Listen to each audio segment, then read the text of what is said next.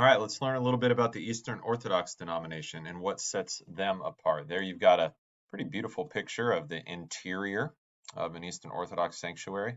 Now, Orthodox churches today are largely divided along national lines, right? So there's like Orthodox Church of America. There's a Greek Orthodox Church of America. There's the Greek Orthodox Church, the Russian Orthodox, the Bulgarian Orthodox, the Romanian Orthodox, the Egyptian Orthodox, which is sometimes called Coptic Orthodox. Right, so it's largely divided along national lines. But I'm just going to say Eastern Orthodox to refer to all of those, even if some of those are actually in America or in the West. So Orthodox means true doctrine, right? Think like an orthodontist is going to set your teeth straight and right. Orthodox is like right teaching, right? So Orthodox believe that their history is traced back all the way to the first century church and that their teachings are that of the original apostles. Now, as in the previous video, there was a great split, this great schism in 1054 AD, where the two churches mutually excommunicated one another when the Bishop of Rome and the Bishop of Constantinople, or Patriarch of Constantinople, basically declared each other, heretics. Less known is that in 1965, the Roman Catholic Pope and the Orthodox Patriarch met together, and they undid this in a sense. They performed ceremonies of like not saying we agree and we're one church, because they certainly don't agree and they're not one church, but that, hey, we have not excommunicated one another. So this has allowed for more friendly dialogue, perhaps, between representatives of those two churches today. All right, first let's start with some similarities between the Eastern Orthodox and the Roman Catholic teaching, which we covered in the last video. Both agree that Bible and tradition are necessary for doctrine and guidance. They wouldn't word it the same way as the Catholics, where the Bible and sacred tradition form one single sacred deposit. I don't know how much issue they would take with that language. I'm not sure. But they do believe that scripture alone is wrong, that's false, that's heretical. They believe that the Bible, right, the sacred word of God, and sacred tradition do work together, and God speaks through both his revealed or his revelation to mankind. They also agree that there's one true church on earth. Rome says that's them, the church founded on the apostolic ground of Peter. He's the rock on which Christ builds his church. That's how they interpret that. But the Orthodox would say they're the one true church on earth, right? Neither of them have a very positive view of the Protestant Reformation. Both of them would see the Protestant Reformation as just splintering heresy, so to speak. 7 sacraments. So while you would have learned in doctrine class last year as a junior 2 sacraments, the Roman Catholics and the Eastern Orthodox both teach 7 sacraments. So in addition to the Lord's Supper or the Eucharist, they both call it the Eucharist, and baptism, there's also more. And I don't know if I have them all memorized. Hopefully I'm not going to get this wrong, but marriage and holy orders like becoming a priest, extreme unction like deathbed rites. What am I forgetting? Oh, penance, right? In the Lutheran tradition, we might call it confession and absolution, but penance. And there's one more that I'm embarrassed that I'm forgetting right now, but 7 sacraments. In other words, it's a lesser criteria to be a sacrament. So I gave you 4 in doctrine class, and maybe I'll remind you of those when I get to Lutherans. But they just have 2, right? And that it's a sacred act and it's instituted by God. And they would say God graciously works through all of these 7 sacraments, sacred acts instituted by God. They believe in transubstantiation in a sense. They would take issue with the philosophical explanations of Thomas Aquinas and Roman Catholicism. So they believe, Eastern Orthodox do, that the bread and wine do change into Christ's body and blood. So in that sense, they're willing to say transubstantiation. But they're not necessarily going to say that the bread and wine cease to exist. They're not going to use this language of substance and accidents that Rome uses. They're going to call it, mysteries, right? So they call the bread and wine, mysteries. This is a divine mystery that Christ, in this mysterious way, gives us his body and blood through bread and wine. They also believe that human works are involved. They're at least some part of the equation in salvation. Roman Catholicism used the word meriting all of the grace necessary to attain on their eternal life.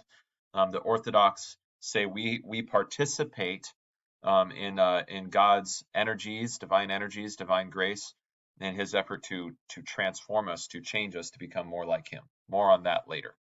All right, some distinctions, differences between Roman Catholics and Eastern Orthodox. Obviously, the Catholics don't think the Pope is the sole vicar of Christ on earth. They don't think all magisterium, all right teaching, interpretation of God's word comes just through the Bishop of Rome. They reject that.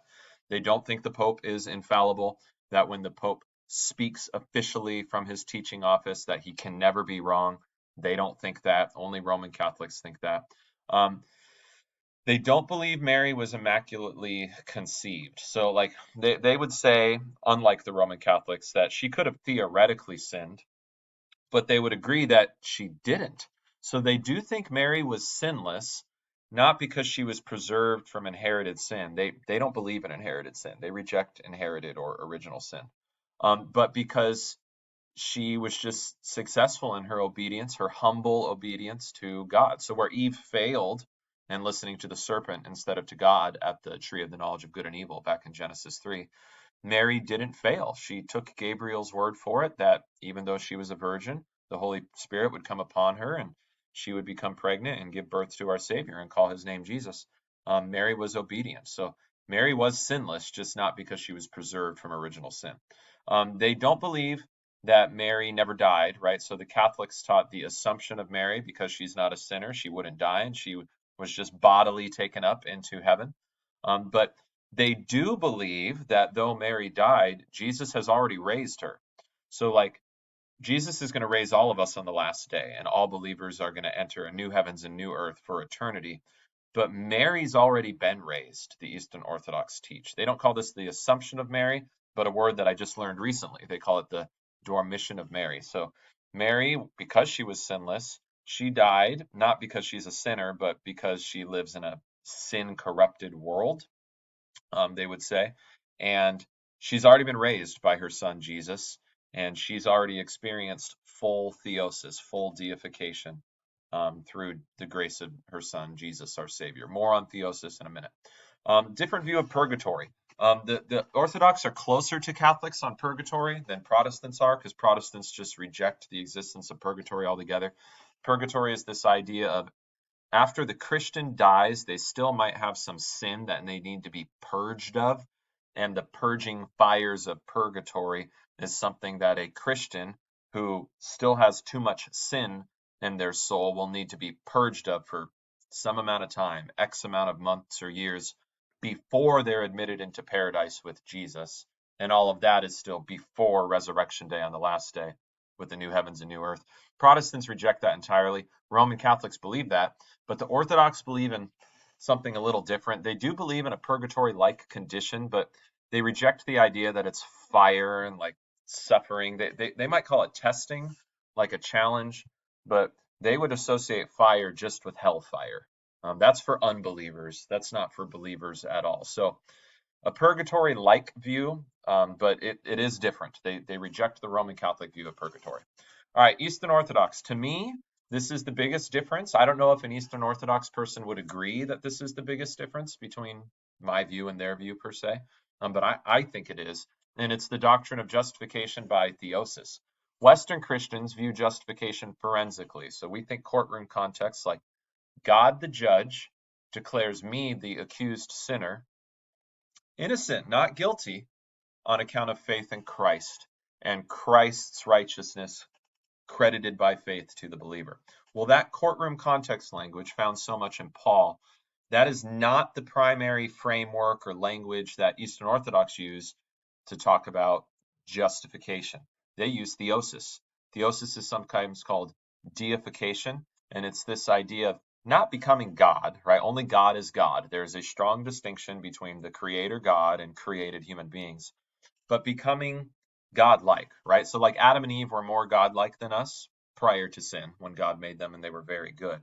But then sin corrupted them and sin has corrupted us too. We're sinners.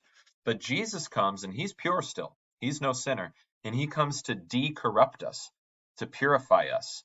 So they see salvation strictly in that Jesus' work to decorrupt us and purify us. They won't talk about it as a past tense verdict like God the judge has declared us innocent, not guilty on account of faith in Christ. They'll talk about as present tense.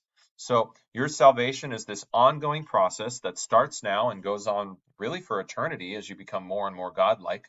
and you're becoming more and more purified through faith in Christ and your active participation in Christ through the church. So in this life, God's divine grace or energies are worked into the believer through participation in the church, the sacraments, and the liturgy. And this is all saving the believer, making them more like God. So that's theosis. And I don't know if it's unique or not, maybe, but it's definitely a very distinct view that the Eastern Orthodox have about our justification. What makes me right with God? In their view, theosis, God's work and my responding, cooperating work to be God-like, to be Christ-like. So here it is from an Eastern Orthodox source. Christ's incarnation restores all of humanity to its full potential because he took to himself our entire human nature, including the sufferings due to sin, while not a sinful man himself. In Christ, the two natures of God and man are no longer two but one. That's a different view of Christ, by the way, but I'll save that another time. Thus, there is perfect union in Christ between all of humanity and God. Through union with Christ, we too can experience that perfect communion. We can become by grace what God is by nature. That is salvation, right? So that's theosis, that you and I can become by grace what God is by nature. In other words, we can be not the begotten Son of God, but we can be sons of God like Christ is the Son of God, and they think of this as theosis. So Eastern Orthodox see salvation as a process, and they don't make a strong distinction between justification and sanctification like most Western Christians. So they believe that this theosis is worked in you, and a lot of that is your participation in the church. The liturgy is saving you. So the liturgy itself is a means of grace, a means God uses in the church in the deification of believers, right? So here's a photograph of an Eastern Orthodox congregation, and they're participating in the liturgy. They are the fathers, and as they participate, when they show up to the service, they're being saved. Remember, salvation's a process, and they're being saved as they participate in this service, which God uses to give his divine energies, his divine grace to the believer. So they have the most extensive liturgy of all the church. They have the most extensive church calendar with all of these different holy days. It seems like there's not a single day on the calendar that isn't celebrating something about God, Christ, the church, some moment, historical moment in the Bible or historical moment in the church. Their services can be quite long. There's a lot of back and forth participation, sometimes chanting. In these holy days, they'll remember saints. They'll remember certain ceremonies and feasts throughout the year. Lots of holy days in the Eastern Orthodox calendar. All right, final slide here about the Eastern Orthodox. Just a little bit about recognizing their churches. They have a unique architecture. You'll see a lot of times domes on the top of Eastern Orthodox church buildings, usually with a cross on top of that dome. Inside the building, underneath that dome, there's usually beautiful artwork. It's always a 2D, or it's icons, not 3D sculpture. And this iconography is to point us to Christ. It's to point us to saints who will point us to Christ.